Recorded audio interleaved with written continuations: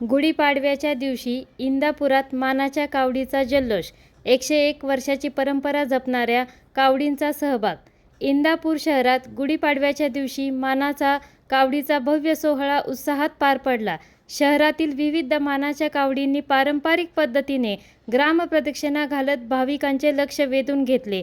यामध्ये तब्बल 101 वर्षाची परंपरा जपणाऱ्या कांबळे बंधू पांडुरंग तात्या शिंदे यांच्या मानाच्या कावडीचा विशेष सहभाग होता.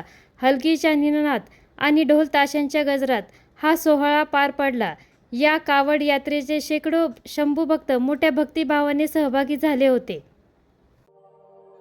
अशाच नवनवीन बातम्या पाहण्यासाठी बारामती वार्तापत्र चॅनलला लाईक करा, शेअर करा, सबस्क्राईब करा आणि बेल आयकॉन प्रेस करा.